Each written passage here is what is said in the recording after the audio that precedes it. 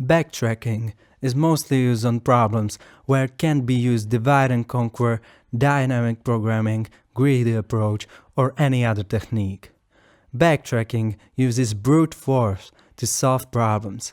Basically, it incrementally builds candidates to the solution until it reaches send or until it determines that the candidate cannot possibly be completed to a valid solution. In most cases, backtracking algorithms have non-polynomial time complexity. Still, there are areas where they have use. I will show you how backtracking works on an example of n queens.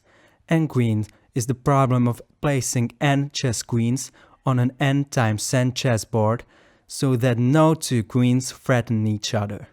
And we will solve this by backtracking. So we know that on every row there must be exactly one queen. We cannot put there two because they would threaten each other.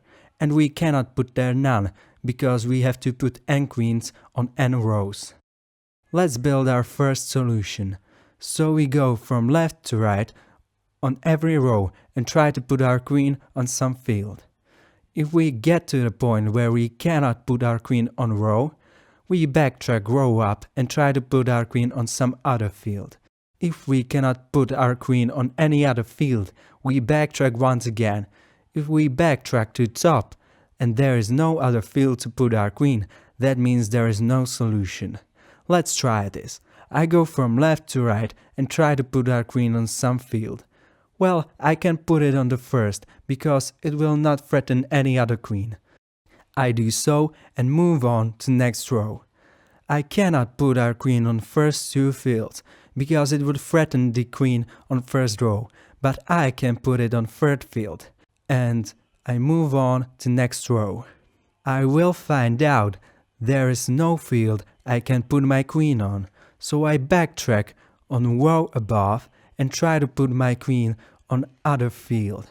Well, I can put our queen on the fourth field. I do so and move to row below. The only place I can put my queen is the second field, but I cannot put my last queen on any field on last row, so I backtrack. I cannot put my queen on any other field on third row, so I backtrack some more. Same will happen on second row because I have already tried to put my queen on third field, so I backtrack to top and put my queen on second field. On second row I have only one option, that is fourth field. On third row I have once again only one choice, so I put my queen on first field. I will finish by putting my queen on third field in last row. That means you can put 4 queens on 4 times 4 chessboard. And you just saw how backtracking works. I was building up a solution. When I found out this solution doesn't work, I backtrack and try different solution. If you have any questions, just ask them in comment section.